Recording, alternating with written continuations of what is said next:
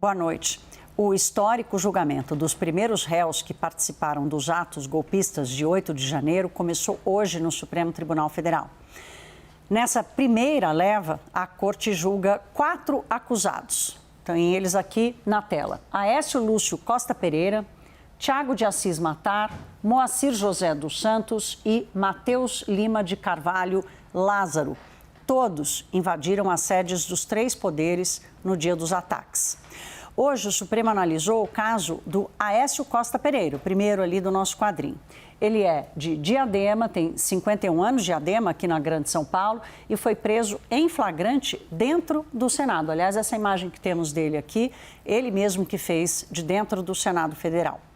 O voto do relator do processo, Alexandre de Moraes, foi bastante longo e acabou sobrando tempo apenas para o ministro revisor, Cássio Nunes Marques, dar o seu parecer na sessão de hoje.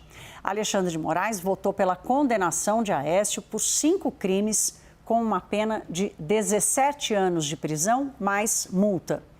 Ao fazer a revisão do voto de Moraes, Nunes Marques divergiu e propôs uma condenação menor por apenas 2 crimes e 2 anos e 6 meses de reclusão em regime aberto. A gente abre essa edição do CNN Prime Time, indo ao vivo a Brasília com o repórter Theo Cury, que passou o dia no Supremo Tribunal Federal. Theo, boa noite, que bom contar com você aqui no Prime Time. Afinal de contas, você passou o dia todo aí, viu de perto tudo o que aconteceu. Acho importante a gente ouvir de você os destaques desse dia histórico. Boa noite, meu caro. Ótima noite, Thaís, para você e muito boa noite também para quem nos acompanha. Dia histórico, um julgamento muito aguardado desde que tudo aconteceu. Aonde a gente está? No Supremo Tribunal Federal, atrás da câmera de vocês, na Praça dos Três Poderes, Palácio do Planalto e Congresso Nacional. A ministra Rosa Weber, que é a presidente do Supremo Tribunal Federal, responsável por agendar as sessões de julgamento do STF ao longo de todo o ano, reservou 2 sessões extraordinárias, para além do horário normal de funcionamento dos julgamentos do Supremo, para que dessem conta os ministros de votar esses primeiros 4 réus desses atos criminosos e golpistas do 8 de janeiro. Então foi aberta uma sessão hoje pela manhã e mais uma amanhã pela manhã para dar conta. Então os ministros começaram por volta das 10 horas da manhã, terminaram por volta das 6 horas da tarde a primeira sessão de julgamento com 2 votos, do ministro Alexandre de Moraes e do ministro Nunes Marques, os 2 para condenar Aécio Lúcio Costa Pereira. Um para condenar por mais crimes e outro por menos crimes. Começando pelo ministro Alexandre de Moraes, que votou para condená-lo pelos crimes de abolição violenta do Estado Democrático de Direito, golpe de Estado, dano qualificado pela violência e grave ameaça, deterioração de patrimônio tombado e associação criminosa armada, somada a uma pena de 17 anos de prisão em regime inicialmente fechado e aproximadamente uma multa de R$44 mil. Além disso, ele terá de fazer um rateio com eventuais outros réus condenados para arcar com os prejuízos, uma indenização de 30 milhões pela quebradeira aqui no Supremo, no Palácio do Planalto e no Congresso Nacional. Alexandre de Moraes diz o seguinte, que a tentativa de morte da democracia não é pacífica, é um ato violentíssimo. O que ocorreu no dia 8 de janeiro foi um ato violentíssimo contra o Estado Democrático de Direito. No depoimento à Polícia Federal, o que Aécio disse, não tanto a polícia quanto a justiça, é que ele veio para Brasília em um ônibus fretado por um grupo chamado Patriotas e que alegou que o objetivo desse protesto era lutar, nas palavras dele, pela liberdade. Na sequência, veio o voto do ministro revisor. Em ações penais, vota o ministro relator logo de cara e, na sequência, o ministro responsável por revisar o voto do relator e trazer um entendimento dele. Nesse caso, foi o ministro Nunes Marques, que votou para condenar ele por 2 crimes dos 5, absolvendo ele de 3 crimes que foram atribuídos a ele pela Procuradoria-Geral da República. Nunes Marques votou para condenar Aécio pelos crimes de dano qualificado e deterioração de patrimônio tombado no ataque criminoso e golpista de 8 de janeiro. E votou para absolver o ministro Nunes Marques o Aécio dos crimes de golpe de Estado, abolição violenta do Estado Democrático de Direito e de associação criminosa. Enquanto Alexandre de Moraes estabeleceu uma pena total de 17 anos de prisão em regime fechado, Nunes Marques propôs uma pena de 2 anos e 6 meses de prisão em regime inicialmente aberto e uma multa de R$ 26.400. Só para finalizar, Nunes Marques disse que não tem competência o Supremo Tribunal Federal para analisar esse caso, que isso deveria ir para a primeira instância, que não viu elementos suficientes para comprovar os crimes mais graves atribuídos a Aécio pela Procuradoria-Geral da República e que os atos não tiveram o alcance de abolir o Estado Democrático de Direito. A gente separou um trecho da fala do ministro Alexandre de Moraes no longo voto dele, que é relator desse inquérito que apura os atos criminosos e golpistas do 8 de janeiro, e vocês acompanham agora. Às vezes o terraplanismo e o negacionismo obscuro de algumas pessoas faz parecer que no dia 8 de janeiro tivemos um domingo do parque. Então as pessoas vieram, as pessoas pegaram um ticket, entraram na fila, assim como fazem no Hopi Hari em São Paulo ou na Disney.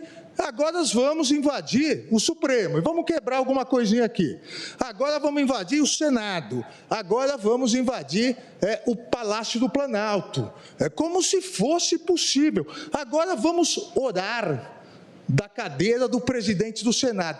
Presidente, é tão ridículo ouvir isso, que a Ordem dos Advogados do Brasil não deveria permitir que isso referisse. A Ordem dos Advogados do Brasil que é uma defensora intransigente da democracia.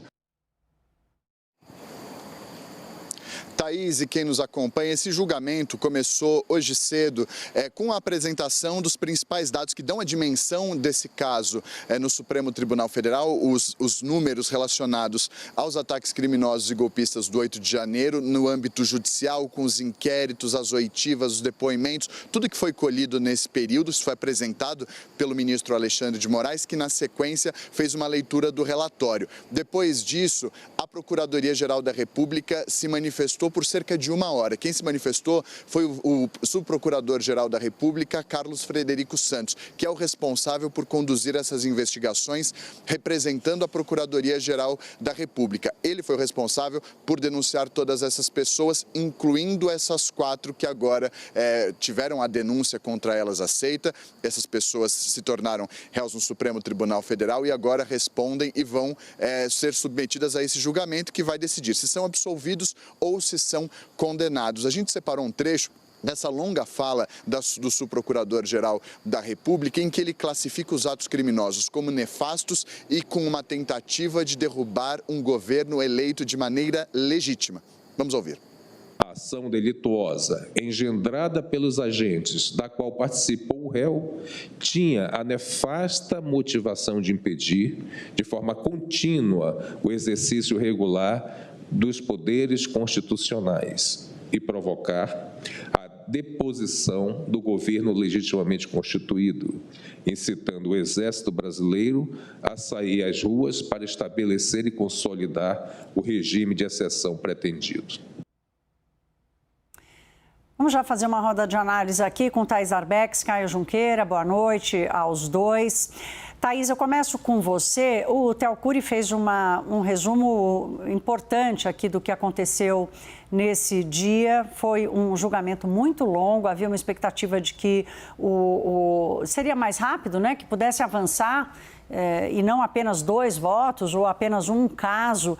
Queria um pouco a tua leitura. Você, assim como o Theo Cury, você ficou bastante tempo lá no STF. O que sobra de extrato para análise dos outros ministros a partir de amanhã? Boa noite, Thaís, Caio, a todos que estão aqui com a gente no Prime Time. Thaís, o que a gente pode esperar daqui para frente a respeito desse julgamento? Primeiro que a gente pode esperar, sim, a convocação de novas sessões extraordinárias, assim como aconteceu hoje e como vai acontecer amanhã, porque muito provavelmente esse julgamento vai precisar de mais sessões para ser concluído. O segundo ponto, que talvez aí sim seja o mais importante, é como a gente deve entender que vai se comportar a Corte a respeito desse julgamento. O que eu consegui apurar logo depois do término da sessão de hoje? que há um indicativo muito consolidado ali dentro da Corte de uma maioria acompanhando o ministro Alexandre de Moraes. O voto de Nunes Marques até foi bastante surpreendente do ponto de vista negativo, segundo integrantes da Corte, porque ficou, de fato, muito distante do que Alexandre de Moraes trouxe ali no seu voto como relator. A avaliação central Nem parece o mesmo caso, né? Exatamente, exatamente. E a avaliação central é de que, neste momento, a maioria da Corte tende a acompanhar com muita facilidade o entendimento de Alexandre de Moraes. Pode ser que se discuta uma dosimetria em determinados casos? Pode, Thaís, mas até uma brincadeira numa das conversas que eu fiz, mas nada comparando de 17 a 2 anos, 17 anos de prisão para 2 anos de prisão, começando em regime aberto. E aí, o que é também interessante desse julgamento? Esses 4 primeiros réus, a apuração que eu fiz, inclusive com o Theo Cury, esse julgamento desses 4 primeiros réus, eles vão ser como uma espécie de... vão formar a tese do Supremo Tribunal Federal para os próximos julgamentos, para aqueles outros réus que também estão à espera desse julgamento. E aí, o que se espera, o que já parece estar acordado ali internamente, é que os próximos julgamentos serão no plenário virtual, ou seja, se forma a tese, o precedente, e aí tem-se um julgamento mais rápido a partir do plenário virtual, Thaís. Sim, porque são muitos, né? Agora, Caio, um dos questionamentos que surgiu logo de cara, e a gente sabe porque vem levantando isso aqui, não é de agora, mas isso surgiu no plenário, né?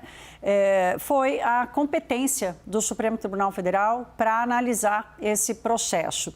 O ministro Alexandre de Moraes deu uma resposta muito dura ao advogado de defesa do Aécio, que trouxe esse questionamento, mas o Nunes Marques também tratou desse tema. Afinal de contas, esse assunto foi superado, esse entendimento foi superado?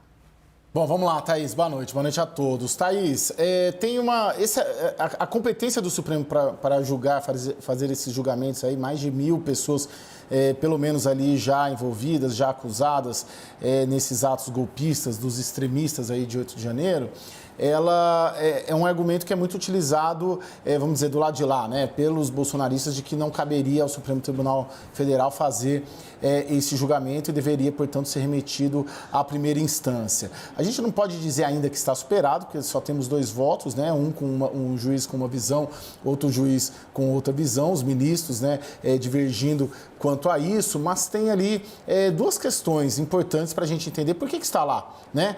Por que está julgando esse rapaz, Aécio, ali, se ele não tem foro, prerrogativa de foro. Bom, vamos lá, tem duas motivações, assim, 2 teses jurídicas ali consistentes para defender esse julgamento no Supremo. A primeira de que há deputados com mandato envolvidos e acusados nesses atos golpistas e que, portanto, acabam ali levando todo o julgamento para o Supremo. E tem uma questão de que não se trata de um crime comum.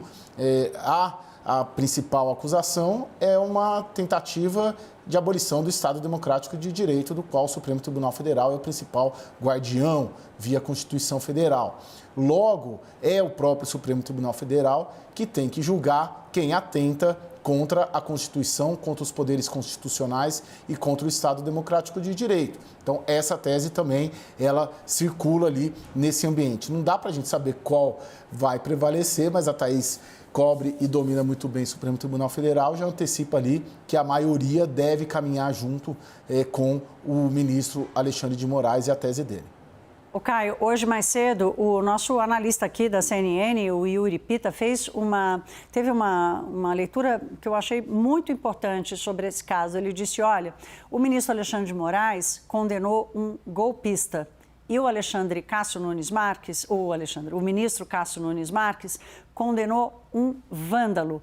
Acho que é bem essa diferença mesmo que acabou acontecendo para essa disparidade sobre as penas e o reconhecimento dos crimes. Talvez o que a gente veja nos próximos dias é exatamente como vão dosar e vão identificar não só o Aécio, mas os outros réus, entre serem golpistas ou serem vândalos. Thaís, isso é interessante, a gente, bem brevemente, são 5 crimes, né? O Nunes Marques condena por 2, dano qualificado e deterioração do patrimônio público, né? Que são crimes, vamos dizer assim, né? Comuns, né, entre aspas, né? Vandalismo. E aí o Alexandre inclui esses dois tipos penais do Nunes Marques, mas também vai para crimes, assim, vamos dizer, políticos, né? Golpe de Estado, abolição violenta do Estado Democrático de Direito e associação criminosa armada. Na separação dos tipos penais que cada um entendeu que eles incorreram, né?